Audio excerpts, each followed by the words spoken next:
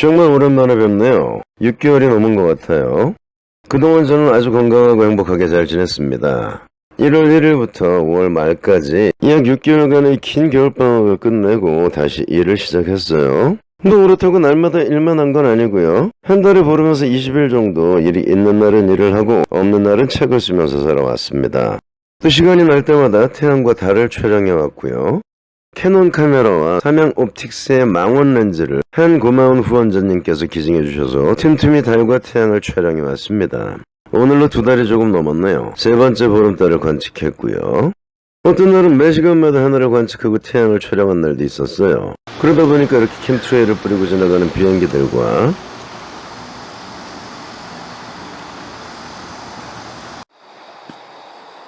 쭉 뿌리고 가네. 또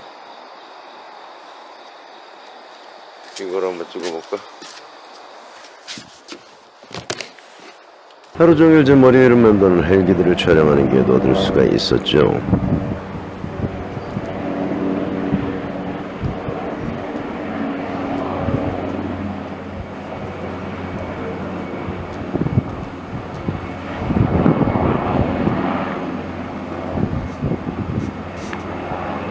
그리고 달을 촬영하러 나가는 밤에는 밤하늘을 떠도는 드론들도 촬영할 수가 있었어요. 저 망할 놈의 드론들이 야암을 틈타 1km 떨어져 있는 아파트에서 저희 집 상공을 오락가락 하더라고요. 저 빌어먹을 드론들이 도대체 뭘 하고 다니는 건지, 혹시 뭘 뿌리고 다니는 건 아닌지 확인해보기 위해서 인터넷에서 드론을 포획하는 안티-드론건을 검색해봤는데 정부기관에서만 구입이 가능할 뿐 아직 시중에는 시판되지 않더라고요. 드론들이 뭔가를 뿌리고 다니는 게 아닌지 의심을 하게 된 이유는 이날이 9월 3일이었는데 저녁에 드론들이 오락가락하고 난 그 다음날, 즉 9월 4일부터 3일 동안 비가 내렸거든요. 언론들이 역대급 태풍 흰남노가 올라온다며 개치려를 떨어대던 바로 그 전날 밤에 드론들이 이렇게 왔다 갔다 하더라고요. 한데 태풍은 개뿔. 비가 내리기 전부터 비행기들이 수도권의 하늘을 캠트레일로 완전히 도배를 해놨었죠. 저는 태양과 달을 찍기 위해서 하루 종일 들락날락 하다 보니 방금 뿌리고 간 캠트레일을 수도 없이 목격해 왔어요. 그리고 태풍 전부터 추가라고 캠트레일을 뿌려온 곳도 잘 알고 있었죠. 결론부터 말씀드리면 수도권을 적신 3일간의 비는 절대로 태풍의 여파가 아닙니다. 역대급 태풍이라고 떠들어대던 흰남노는 뉴스의 CGI 속에서만 존재했던 가짜 태풍이었어요. 3일 동안 캠트레일 비를 뿌리기 위해 가짜 태풍을 만들어냈다는 얘기예요. 비가 내린 첫날, 그러니까 4일, 서울에는 오전부터 이슬비가 내리기 시작했는데 태풍으로부터 가장 가까운 곳에 위치해 있던 제주에서는 밤 늦게서야 비가 내리기 시작하더라고요. 태풍이 온다길래 그 전부터 며칠간 계속 서울 하늘의 상황을 전하는 내용의 게시물을 페이스북에 올려왔어요. 그 게시물을 보신 전국 각지 패친분들께서 자기 지역의 상황을 댓글로 알려주셨고요. 그래서 당시의 내용에 대해서는 그 누구보다 잘 알게 되었죠. 서울에서는 4일 오전부터 내리기 시작한 이슬비가 다음날인 5일 오전 10시쯤부터 제법 굵어지기 시작했는데 제주에서는 그로부터 1시간 후인 오전 11시쯤부터 빗방울이 약간 굵어지기 시작했다가 또 금방 쌀이비로 변했더라고요. 서울에서는 오전 10시부터 다음날 새벽까지 계속해서 굵은 비가 쏟아졌는데 제주에서는 잠깐을 제외하고는 줄곧 쌀이비만 내린 거예요. 뿐만 아니라 그때까지 울산과 순천에서는 비는커녕 폭염으로 수온지가 30도 가까이 올라왔어요. 둘째 날 서울의 기온은 18도까지 뚝 떨어져 있었는데 말이죠.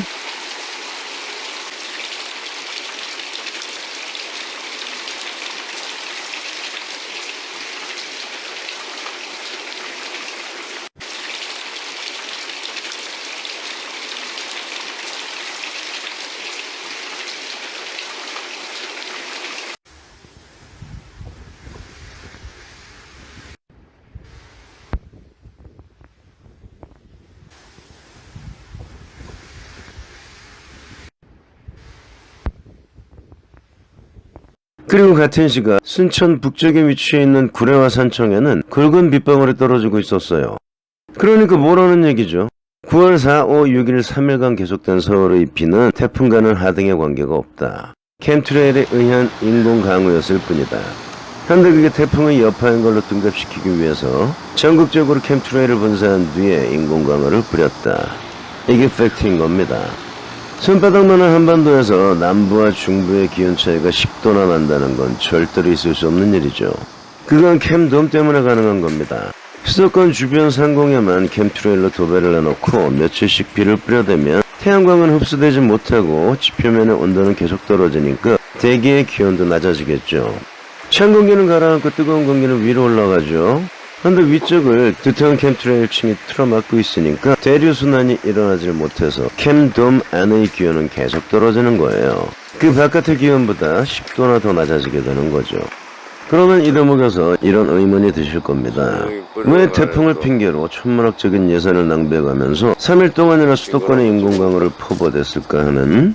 그건 바로 인구 밀집도가 가장 높은 수도권에 가짜 감기 환자를 양산해내기 위해서예요. 그래야 코로나 테스트를 받을 거고 확진자를 속출시킬 수가 있으니까요. 8월 20일부터 말일까지 한 열흘 동안 저는 흑석동 중앙대병원 바로 옆에 붙어있는 중대부속초등학교에서 일을 했어요. 점심시간을 제외하고 하루에 2번씩 병원 앞을 왔다 갔다 했어요. 음료수를 사러 한두 번, 그리고 퇴근길에 한 번이요. 그러니까 왕복 2번이지만 갈 때 한 번, 그리고 20-30분 후에 현장에 복귀할 때 또 한 번. 하루에 3번에서 5번은 중대병원 앞을 왔다 갔다 한 거예요. 병원 앞에는 코로나 검사소가 설치되어 있었는데 사람을 거의 찾아볼 수가 없었어요. 한 명도 없는 게 다반사였고 있어봐야 한두 명뿐이었어요. 그러면 하루에 20명밖에 안 되겠죠.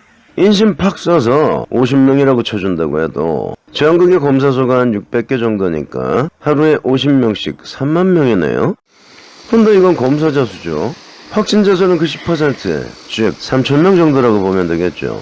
근데 그 당시 뉴스에서 하루 확진자가 17만에서 20만으로 보도됐어요. 한마디로 개소리도 이런 개소리가 없는 거예요. 1일 확진자가 20만 명이면 검사자는 200만 명이란 얘기죠. 어린애들은 접종 대상이 아니니까 제외하면 거의 대상자들 중에 20분의 1이 매일같이 검사를 받는다는 얘기예요. 이게 말이 되는 소리냐고요. 하루에 200만 명이 600개 검사소에서 검사를 받으려면 평균 3,333명이네요. 검사 시간은 8시 반부터 11시 30분까지 오전 3시간, 그리고 오후 1시 반부터 4시 반까지 오후 3시간으로 하루 6시간에 불과해요. 한 검사소에서 6시간 동안 3,333명이 검사를 받을 수 있나요? 한 번에 10명씩 10분이 걸린다고 치면 1시간에 60명, 6시간이면 360명이 받을 수 있겠네요. 5분씩 재봐도 720명이고요. 3,333명의 4분의 1에 불과하네요. 한마디로 검사소마다 사람들이 몇백 미터씩 줄을 서 있어도 하루 50만 명이 검사를 받는 수준이며 그 중에 10%가 확진자라고 보면 5만 명이 맥시멈이란 얘기예요. 헌데 하루 확진자 수만 20만 명? 그것도 이 한여름에. 여름에는 바이러스가 활동하지 못한다면서요. 여지껏 그렇게 씹으려 왔잖아요. 그래서 여름에 감기 증상을 보이는 사람들에게 그건 바이러스에 의한 감기가 아니라 냉방병, 즉 레지오넬라증이라고 개소리들을 짓거려 왔었잖아요.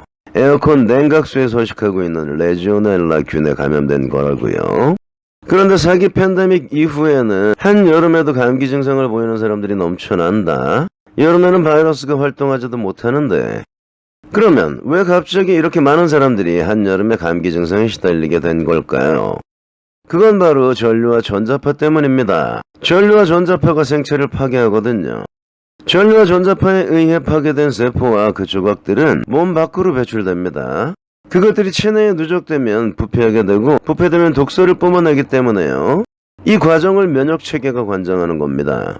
기침, 콧물, 재채기, 가래, 설사, 고열로 인한 땀의 분비 등등이 괴사된 세포 조각들을 몸 바깥으로 배출해내는 과정인 거예요. 그러니까 한여름임에도 불구하고 많은 사람들이 독감 증세를 나타내는 이유는 이 개잡것들이 전류와 전자파의 강도를 조금씩 끌어올리고 있기 때문인 거예요. 제가 앉아있는 의자 앞에서도 전자파가 30이 검출되죠. 마우스는 370, 키보드는 700이 넘어요. 어마무시하죠. 모니터는 600, 스피커는 260 정도인데 여러분들이 하루 종일 두 손을 얹고 있는 키보드와 마우스에서 이렇게 높은 전자파가 뿜어져 나오고 있는 거예요. 전자파 측정기의 맥시멈은 2000입니다. 그 이상을 초과하면 OL, 즉 Out of the Limits, 한도 초과로 측정이 되질 않아요. 근데 키보드와 마우스만 해도 1000이 넘으니까 이게 인체에 얼마나 큰 데미지를 줄지 불을 보듯 뻔한 거죠. 이렇게 전류와 전자파에 의해서 우리 몸의 세포들이 매일매일 괴사되기 때문에 우리의 면역체계가 그 조각들을 체외로 배출시키기 위해서 기침, 콧물, 재채기, 가래 등의 반응을 하는 겁니다. 근데 이미 의학계에서 이런 증상들이 바이러스에 의한 감기 증상이라고 정의를 해놨기 때문에 한여름 감기 증상은 100% 코로나라고 착각한 어리석은 인간들이 검사소로 달려가서 코를 쑤시게 되는 거죠. 코를 쑤시면 어떻게 되나요? 고열과 몸살에 시달리게 되죠. 면역력이 약하신 분들은 운명을 다하실 수도 있고요. 왜 그럴까요? 면봉에 고열을 유발시키는 덕국물이 묻어있기 때문이겠죠. 해열제도 있는데 발열제는 없겠어요. 그런 덕국물을 면봉은 물론 캠트레일에도 섞어 넣습니다. 요즘 죽어라고 캠트레일을 뿌려대는 이유가 바로 확진자를 양산해내기 위함이에요.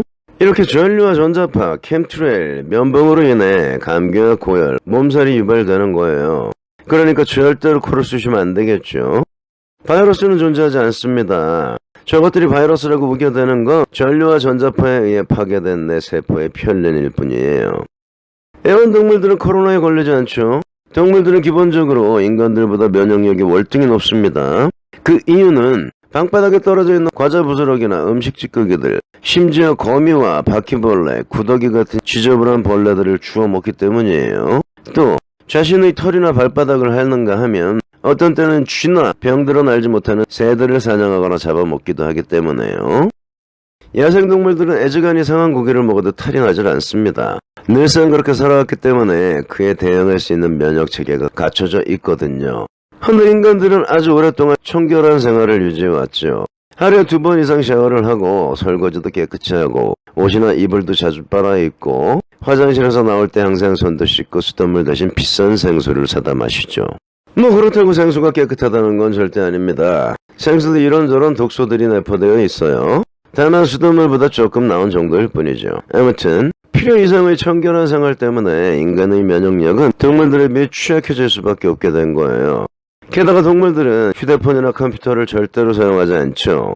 그래서 인간들은 비리비리한데 애완동물들은 멀쩡한 거예요. 전류와 전자파에 노출되는 경우가 거의 없기 때문에요. 바이러스가 눈이 있나요? 지능이 있나요? 정말 바이러스가 존재한다면 인간들뿐만 아니라 동물들도 똑같은 비율로 시름시름 앓고 죽어나가야 맞는 거죠. 동물들은 건드리지 않고 인간들만 공격하는 바이러스 따위는 절대로 존재할 수가 없는 거예요. 그러니까 더 이상 개 잡것들의 농간에 놀아나지 마시길 바래요. 아무튼 보시다시피 이게 현실입니다. 검사자가 기껏 해봐야 한두 명, 하루 종일 10명에서 20명에 지나지 않는 게 작금의 현실이에요. 제가 검사소를 오갈 때마다 영상을 찍어서 페이스북에 올렸고 몇몇 분들이 댓글을 달아주셨어요. 국립보건원 검사소에도 사람이 없더라. 우리 동네 보건소에도 개미새끼만 있더라. 그러면 과연 하루 200만 명은 도대체 어디에서 검사를 받았을까요? 그냥 신문지상으로만 200만 명이 검사를 받았고 그중 20만 명이 확진됐다는 얘기예요. 정부의 통계는 국민들을 현혹시키기 위한 수단일 뿐입니다. 절대로 숫자를 믿지 마세요. 눈앞에 펼쳐지는 현실을 믿으세요. 제발. 정부는 국민을 위해 존재하는 게 절대로 아닙니다. 국민을 세뇌하고 이간질시키고 감시하고 통제하고 학살하기 위해 존재하는 게 바로 정부예요. 하루는 제가 목수 3분과 점심 식사를 하기 위해서 병원 앞을 지나가다가 검사소에 사람이 한 명도 보이지 않는데 어제 확진자가 20만 명이래요. 이게 말이 된다고 생각하세요? 라며 의중을 떠봤더니 그러면 코로나가 사기라는 얘기예요? 하긴 조금 이상하긴 해요. 라며 고개를 갸웃거리시더라고요. 바로 우리 앞에 걸어가시던 70대 할머니께서 저를 돌아보시면서 코로나는 아무래도 사기인 것 같아 라며 의혹을 제기하시더라고요. 그래서 기쁜 마음으로 백신 맞으셨어요? 라고 여쭤봤더니 3차까지는 맞았는데 4차부터는 안 맞으려고 맞아도 걸리는 걸 뭐하러 자꾸 맞아? 그래서 4차는 물론 앞으로는 그 어떤 백신도 절대로 맞지 마세요. 일 때문에 어쩔 수 없는 경우라면 몰라도 일하고 아무 상관도 없으시잖아요. 라고 했더니 근데 딸년이 자꾸 맞으라고 지랄을 해서 라며 한숨을 내쉬시더라고요. 그러니까 이게 무슨 얘기인 거예요? 이제 일반인들도 회의를 품기 시작했다는 얘기죠. 심지어 국가에 대한 충성도가 가장 높은 70대 어르신들조차도요. 검사소에 사람이 없는 것만 봐도 현재 민심이 어떤지 알 수 있죠. 이제 찬바람이 나기 시작하면 감기 증상에 시달리는 사람들은 기하급수적으로 증가하게 될 거고 대한민국 정부는 다시금 백신을 강요하게 될 겁니다. 근데 이번에는 상황이 조금 달라지게 될 거예요. 아무리 개돼지들이라고 해도 4차까지 맞았는데 계속 코로나에 걸린다면 누가 그걸 막겠어요. 올 겨울 대한민국 정부는 큰 난관에 봉착하게 될 겁니다. 윤석열이가 하야하게 될 수도 있어요. 아무튼 그리고 8월 1일부터 8월 8일까지 저 인생 처음으로 피서라는 걸 다녀왔습니다. 해남에서 3박 4일을 묵었고 울산으로 가는 길에 잠깐 순천을 경유해서 습지공원을 구경했고요. 그리고 울산에서 2박 청주에서 2박을 하고 8월 8일 상경했습니다. 정말 제 인생에 영원히 남을 아름다운 시간이었는데요. 특히 울산의 자연경관은 정말 예술이더군요. 울산 일산해수욕장에서 혼자 수영을 하다가 오른쪽에 작은 산 2개를 발견했는데 자세히 보니까 두 산을 연결하고 있는 긴 다리가 보이더라고요. 근데 다리의 길이는 몇백 미터는 될 법해 보였는데 기둥이 하나도 보이질 않더라고요. 두 눈으로 보고 있으면서도 도저히 믿어지지가 않아서 옷장도 까고 신발도 신지 않은 채로 가봤어요. 뭐 해수욕을 하다 봤으니까 굳이 옷을 걸칠 필요가 없겠죠. 또 난생 처음으로 어싱도 해볼 겸 해서 맨발로 갔습니다. 그랬더니 제가 본 게 신기루가 아니더라고요. 정말 긴 다리가 두 산의 정상을 잇고 있더라고요. 그 아래로는 바다가 펼쳐져 있었고요. 다리의 길이는 360m 정도라고 하더라고요. 완공된 건 얼마 안 됐고요. 내년부터 입장료를 받는다고 하니 안 가보신 분들은 꼭 가보시길 바래요. 근데 하이라이트는 출렁다리가 아니라 다리 너머 바닷가에 펼쳐져 있는 기암 괴석들이었습니다. 바로 대왕암이라는 곳이었는데요. 정말 여기가 신선이 사는 곳이 아닐까 싶을 정도로 절경의 절경들이 펼쳐져 있더라고요. 근데 이번 여행 중에 정말 충격적인 장면을 목격하게 된 건 해남 송호해수욕장이었어요. 점심을 먹고 낮 12시부터 3시까지 수영을 하는데 머리 위로 100대 이상의 여객기들이 오고 가더라고요. 해수욕장 상공이 국외선 항공기들의 항로였던 거예요. 근데 웃기는 건 그 고도가 1km도 채 안 된다는 점이었어요. 이게 왜 웃기냐? 해남은 반도 최남단이죠. 따라서 이곳을 지나가는 비행기들은 99%는 국외선이라고 봐야 되겠죠. 1%는 제주행이고요. 근데 국외선의 순항 고도는 약 36,000피트, 약 11km라고 해요. 근데 송호해수욕장 상공을 오가는 비행기들의 고도는 1km 안팎에 지나지 않는다. 이건 말이 안 되는 얘기죠. 한마디로 비행기의 고도도 엄청나게 왜곡되어 있다는 얘기예요. 인천공항에서 해남까지는 직선로로 350km 정도 됩니다. 그렇다면 해남 상공을 지나갈 때는 순항 고도인 11km로 비행하겠죠. 근데 그 실제 고도가 1km밖에 안 된다? 그러면 여객기들의 순항 고도는 절대로 11km가 될 수가 없다는 얘기죠. 비행기 자주 타시는 분들은 잘 관찰해 보세요. 표시되고 있는 고도와 눈에 보이는 고도가 일치하는지를요. 통상적으로 구름의 고도는 1km 안팎이라는 점을 상기하시고요. 아마 실제 고도보다 몇 배는 더 높게 표시될 겁니다. 각설하고. 자, 오늘은 수많은 구체적으로는 개쿠라들 중에 달의 인력이 바닷물을 끌어당기기 때문에 파도가 일어나는 것이며 간조와 만조가 발생된다는 거짓말에 대해서 고찰해볼까 합니다.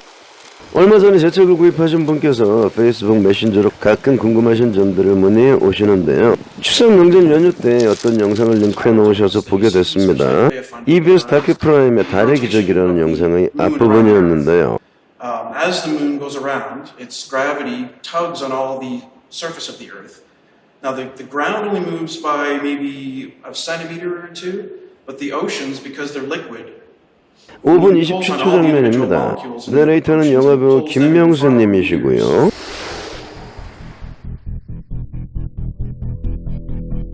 바닷물로 덮인 지구에는 보이지 않는 달의 인력이 작용한다. 달을 보는 쪽은 물이 쏠려 만조가 되는데 이때 힘의 균형을 이루기 위해 지구 반대쪽도 만조를 이루게 된다. 지구는 하루에 한 번 자전을 하기 때문에 6시간마다 만조, 간조를 번갈아 겪는 것이다. 달의 인력이 바닷물을 잡아당기기 때문에 만조가 발생되는 거라면 그 반대쪽은 어떻게 만조를 이룰 수 있다는 걸까요? 양쪽 옆구리의 물이 달 쪽으로 끌려가 달에 가까운 쪽은 만조가 되고 양쪽 옆구리는 간조가 된다면 그 반대편의 바닷물도 달 쪽으로 끌려가야 맞는 거죠. 이런 식으로요. 그러면 가장 수위가 낮은 곳은 양쪽 옆구리가 아니라 달의 반대편이 되겠죠. 상식적으로나 물리학적으로나 이렇게 돼야 맞는 겁니다. 왜냐하면 이쪽에서는 달이 강력한 인력으로 바닷물을 당기고 있지만 정반대쪽에서는 그 어떤 힘도 작용되지 않으니까요. 그런데 해설자는 뭐라고 했나요? 균형을 맞추기 위해 반대편도 만조가 된다고요. 반대쪽에는 바닷물을 당길 인력차가 전혀 존재하지 않는데요. 이건 절대로 있을 수 없는 일이죠. 균형을 맞추기 위해서라고요. 균형을 왜 맞춰야 하나요? 균형을 맞출 필요성을 느끼는 건 누구인가요? 지구? 지구가 살아있는 생명체인가요? 생명체는 아니지만 인공지능이라도 탑재하고 있대요. 설사 지구가 인공지능을 탑재하고 있다고 치더라도 다른 인력에 저항하는 힘은 어떻게, 어디서 발동된다는 말인가요? 바닷물이 한쪽으로 쏠리는 걸 방지하기 위해서 지구가 trọng力을 발동하기라도 한단 말인가요? 달의 인력과 똑같은 크기로. 그래서 지구를 반으로 가른 뒤에 달의 반대쪽으로 trọng力을 작동시켜서 나머지 절반의 바닷물을 달 반대쪽으로 밀어낸다는 얘기인가요? 그런 힘에 대해서 들어보신 분 계시나요? 땅덩어리를 뒤덮고 있는 어마무시한 양의 바닷물을 끌어당길 정도로 막강한 달의 인력에 저항하기 위해서 지구가 발동하는 달의 중력에 반하는 무형의 힘에 대해서요. 아무도 안 계시죠? 구체적으로는 그런 힘은 존재하지 않습니다.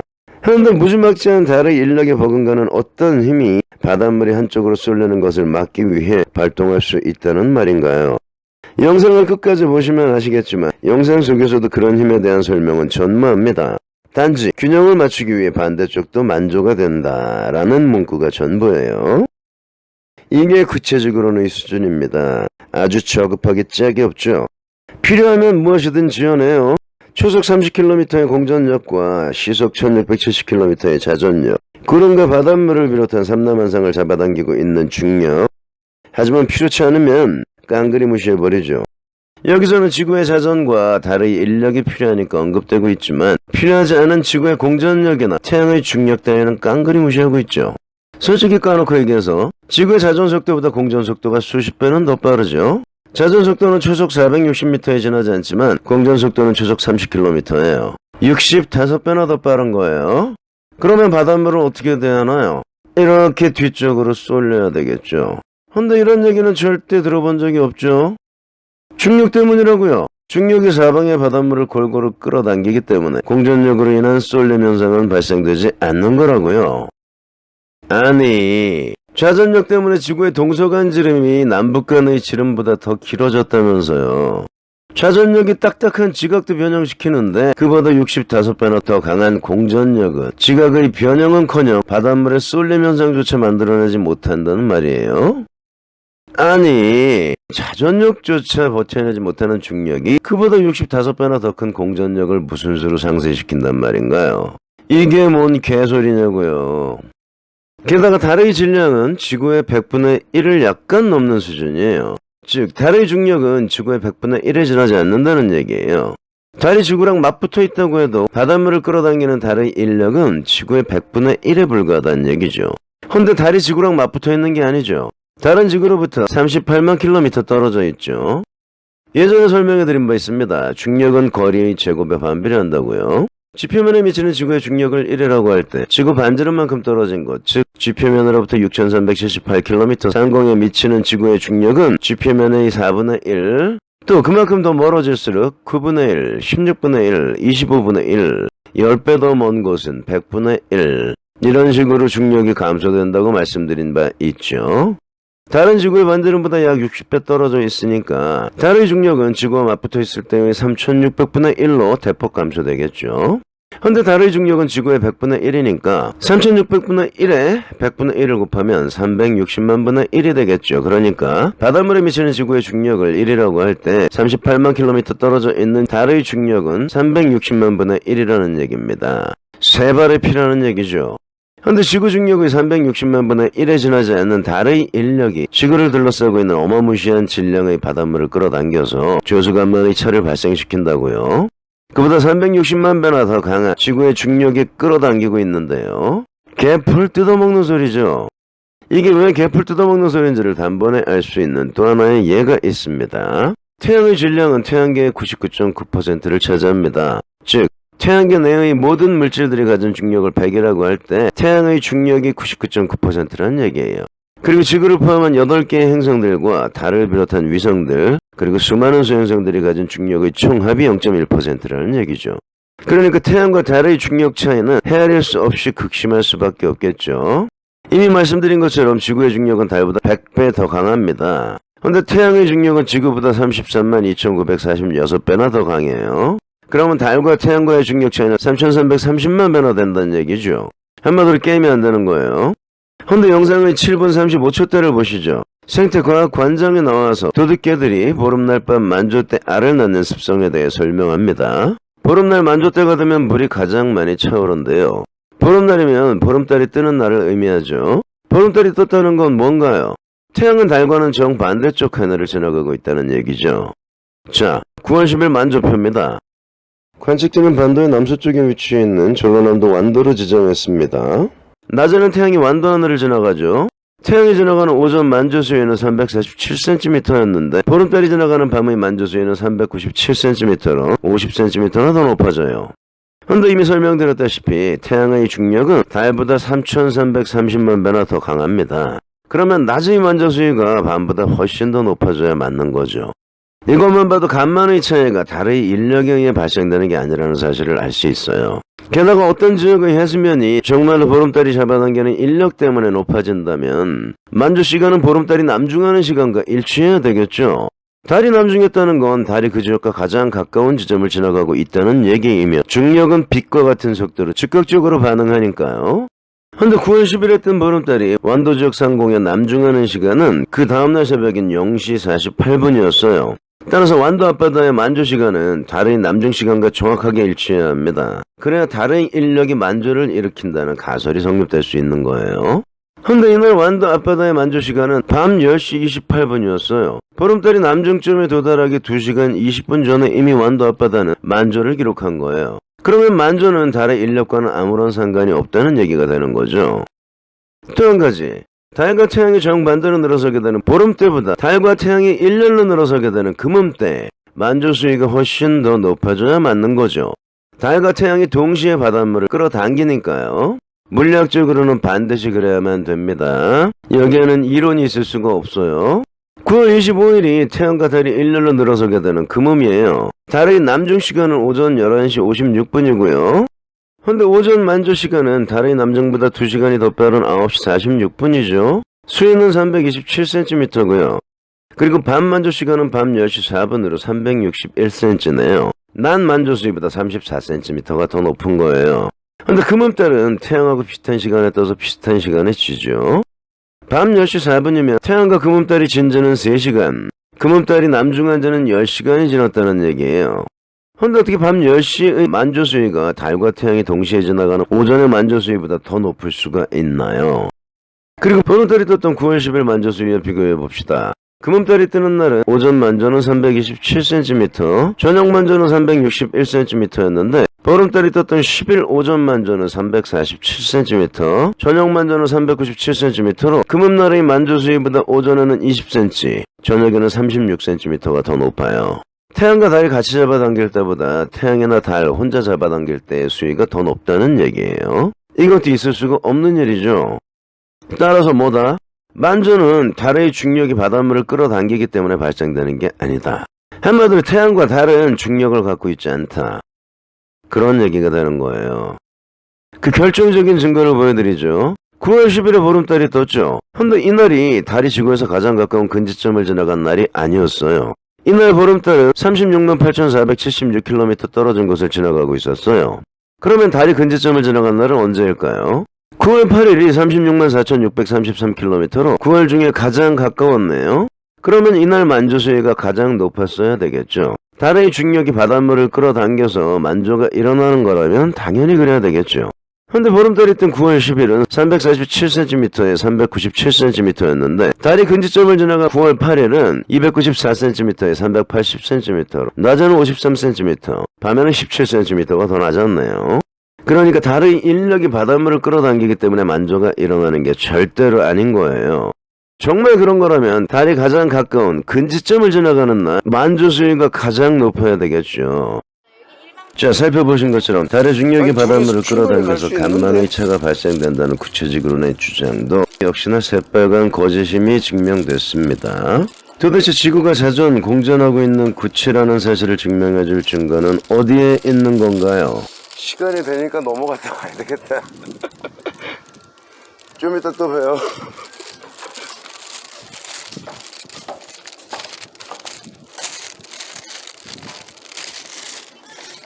아니요, 괜찮아요. 가면서 찍어야 재밌죠.